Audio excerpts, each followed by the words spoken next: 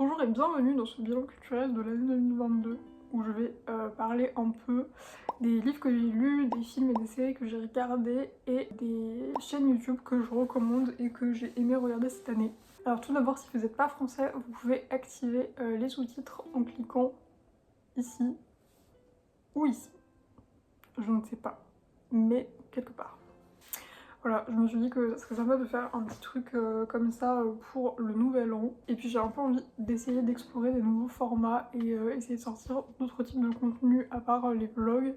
Du coup je vais tenter ça, n'hésitez pas, je suis très preneuse des retours et tout, si vous avez des idées d'amélioration à me donner, etc.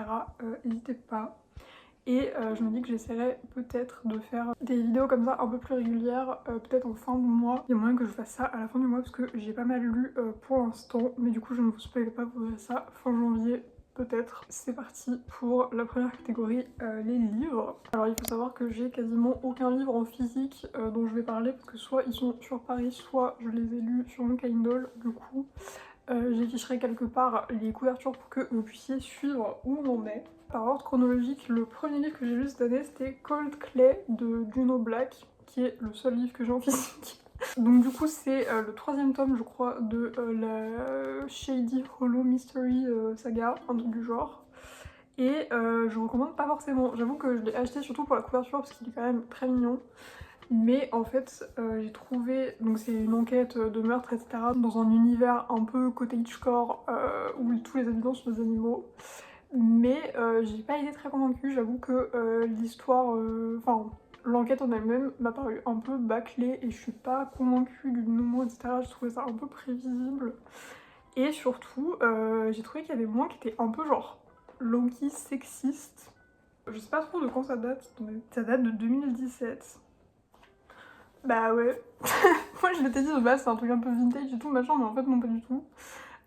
Donc il y a pas trop d'excuses, j'avoue que ouais, enfin je m'en rappelle pas très bien parce que ça fait un an que je l'ai lu, mais il y a vraiment des moments où genre le rôle de la femme dans le village d'animaux et tout c'était un peu bizarre, enfin même dans genre les relations entre les personnages et tout, j'ai pas trop aimé. Donc je recommande pas forcément, voilà. Après l'univers était quand même mignon, mais je pense qu'il y a moyen de trouver des nouvelles mieux écrites au niveau de l'enquête. Voilà. Ensuite, le deuxième livre que j'ai lu cette année, c'est Almond de Won Pyung-son. Donc du coup c'est l'histoire d'un garçon coréen qui a donc du coup une malformation cérébrale qui fait qu'il ne peut pas ressentir les émotions. Et du coup c'est un peu naviguer avec lui à travers son enfance et son adolescence dans son parcours après avoir vécu un événement assez traumatique en plus, qu'il essaye de découvrir ce que sont les émotions, comment les ressentir, etc. En soi j'ai bien aimé, juste, je sais pas, je suis pas convaincue par la fin. Il y a un tournant dans le livre à un moment qui est pris, qui me va totalement convaincue, mais j'ai beaucoup aimé le principe. Et j'ai trouvé que c'était un livre et une idée de scénario qui était quand même assez unique. Et ça j'ai beaucoup aimé. Enfin le développement du personnage, etc. J'ai bien aimé. Juste j'ai pas été convaincue par la fin du scénario. Ensuite le troisième livre que j'ai lu du coup c'est Piranèse de Susanna Clarke. C'est donc l'histoire de Piranèse qui est donc un garçon qui vit seul dans une sorte de lieu un peu à l'architecture assez bizarre, assez infinie. Et donc du coup c'est un peu, on suit son parcours pendant qu'il enquête sur qu'est-ce qui se passe en fait pour qu'il se soit retrouvé ici. Pareil dans la description des lieux et tout, et même dans l'idée de base, j'ai trouvé ça assez original et voilà, c'était une très bonne lecture. Ensuite, autre lecture de l'année, c'était le tome 4 de Heartstopper de Alice Oseman. J'ai adoré, voilà, c'était trop bien. Comme les trois autres tomes, là c'était le premier que je lisais en anglais, les autres je les avais lus en français et je trouve qu'il y a une grosse différence parce que la traduction française, je trouve, est un peu cringe. Genre il y a des moments où vraiment ça se voit que c'est traduit pour faire jeune et tout, mais en fait c'est un peu gênant. Du coup j'ai vraiment préféré le lire en anglais, c'était beaucoup plus normal et beaucoup moins gênant. Et surtout le tome 4 est vraiment très très bien, c'est celui qui attaque beaucoup plus en profondeur les problèmes de santé mentale de Charlie, ses TCA, etc.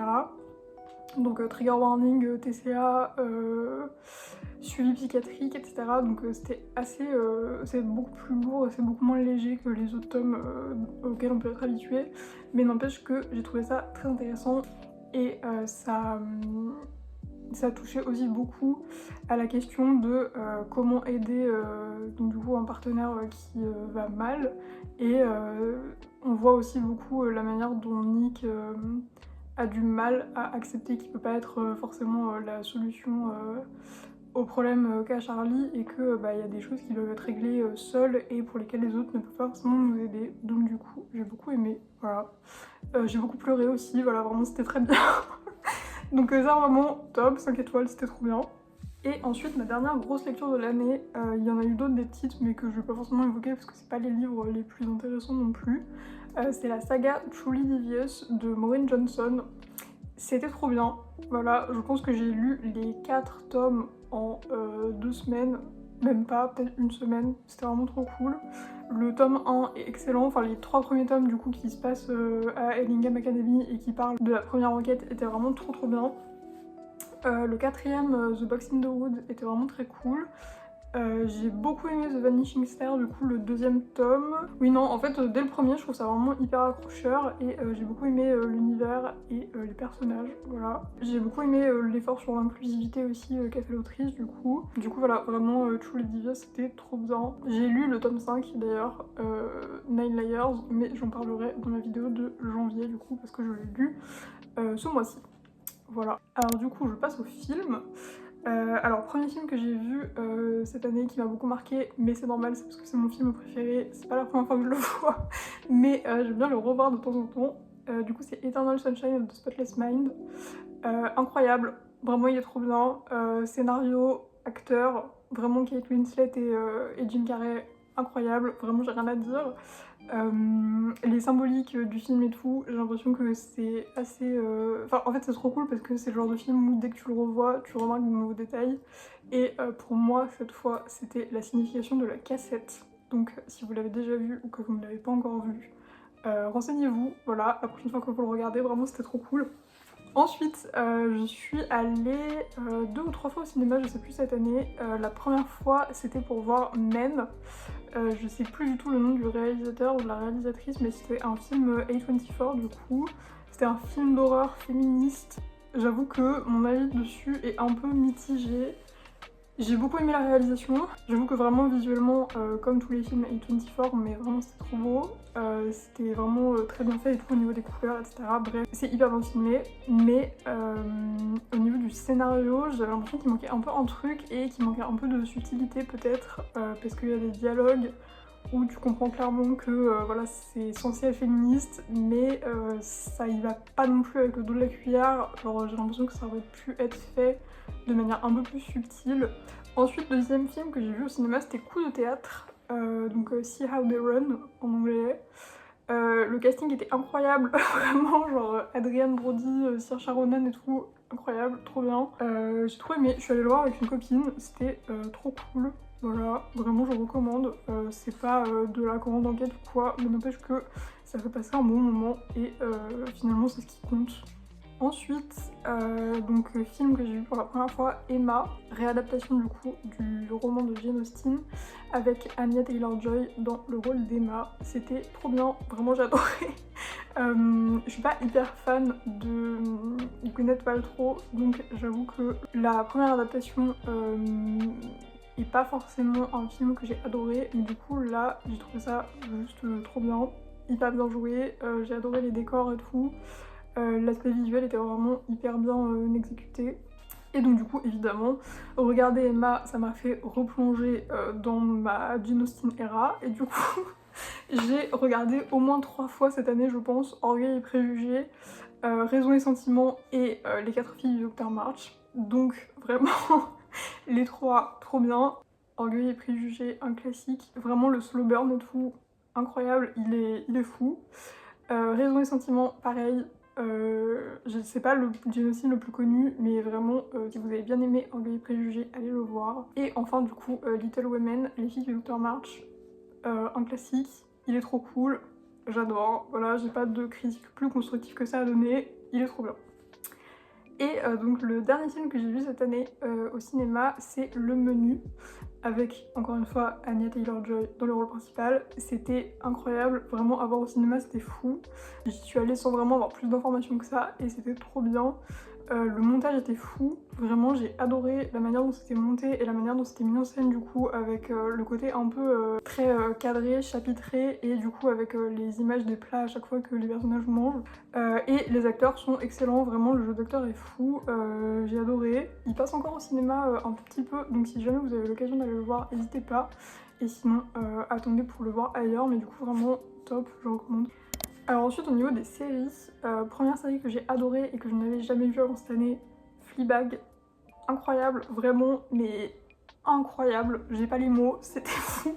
La saison 1 était incroyable, la saison 2 était extraordinaire, vraiment c'était trop bien. Donc du coup c'est une série à propos d'une jeune femme anglaise qui vit sa vie, donc dans sa vingtaine, etc. avec ses soucis familiaux, ses soucis relationnel avec les hommes, etc. Et donc on la suit et on a un peu un rôle de confident parce que c'est une série qui brise énormément le quatrième mur, donc avec un personnage qui parle très souvent directement à la caméra. C'était trop bien. Vraiment j'ai adoré, c'était niveau relationnel, niveau écriture des personnages et tout, c'était une des meilleures séries que j'ai vues. Mention spéciale pour le monologue de Fleabag dans le dernier épisode de la saison 1. Et pour l'épisode du dîner, le premier épisode de la saison 2, vraiment des chefs-d'œuvre, c'était trop bien, j'ai adoré. Ensuite, deuxième série que j'ai regardée cette année et seule nouvelle série que j'ai regardée, parce que j'ai beaucoup re-regardé d'autres séries mais c'est pas forcément très intéressant. C'est Heartstopper du coup de Alice Oseman. C'était trop bien, j'ai adoré, pareil. J'ai regardé tout en 2 jours je crois. J'ai fait que pleurer parce que c'est trop mignon. Vraiment genre y a rien de triste, juste c'est adorable. C'était hyper bien réalisé, les acteurs sont incroyables et ça fait trop du bien. Juste c'est hyper doux et tout, c'est hyper bienveillant. Donc vraiment je recommande aussi, c'était vraiment trop bien. Ensuite on va passer aux chaînes YouTube que je recommande et que j'ai beaucoup regardé cette année. Donc d'abord on a la chaîne de Juliette Judemong qui donc est étudiante en école de cinéma à Paris et je pense que si vous avez beaucoup aimé mes vlogs en école d'art, vous devriez beaucoup aimer son contenu parce que je pense que nos vidéos se ressemblent un peu au niveau du style genre. Elle s'est lancée récemment dans des vidéos un peu plus face cam, du coup elle fait des vidéos des livres qu'elle a lus dernièrement, etc. Donc hyper cool, voilà, contenu très feel good et très safe place, je vous recommande beaucoup. Ensuite on a la chaîne de Ellie, qui du coup fait partie un peu du booktube et qui fait des vlogs dans sa vie de libraire. Ça fait un moment que je suis sa chaîne et qui aime beaucoup le contenu proposé, du coup je vous invite à aller voir, voilà. Ensuite une autre chaîne de vlog française du coup c'est Iman de la chaîne Imoné. Trop bien, vraiment au niveau du montage et tout, je pense que c'est une des chaînes de vlog que je préfère parce que vraiment elle se met à fond dans ses montages et à chaque fois c'est hyper original, c'est hyper bien fait, bien découpé et tout et c'est hyper unique, donc vraiment trop bien, je le recommande beaucoup. Et ensuite la dernière chaîne au niveau des vlogs c'est Cup of Jasmine. Je la suis depuis très longtemps et vraiment j'aime trop ce qu'elle fait. De base c'était donc des vlogs en école d'art à New York et maintenant c'est un peu des vidéos sur son quotidien de tatoueuse, enfin des vlogs du coup sur son quotidien de tatoueuse. Et je suis trop contente qu'elle ait reprise parce qu'elle a fait une pause assez longue. Voilà pour les youtubeurs et youtubeuses. Et du coup j'en ai fini avec tout le contenu que j'ai un peu consommé cette année. J'ai pas inclus les expositions parce que j'avoue que j'en ai pas fait de très marquantes cette année. Et du coup peut-être que si j'en fais en janvier, j'en inclurai dans ma vidéo de fin du mois. Mais du coup pour l'instant voilà, c'est tout. Donc 2022 c'était une très bonne année au niveau des livres et des séries. C'était pas forcément l'année la plus productive pour moi pour regarder et consommer du contenu.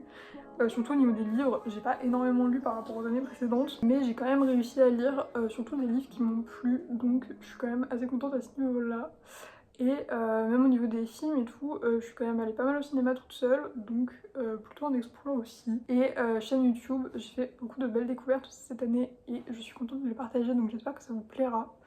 N'hésitez pas à me dire ce que vous avez pensé de cette vidéo en commentaire sur Insta où vous voulez. Pour que j'ai un peu des retours et que je sache s'il y a des choses à améliorer, si le format, le contenu vous a plu, etc. Et je vous vois très bientôt pour une prochaine vidéo, sûrement un vlog d'ailleurs. Bisous!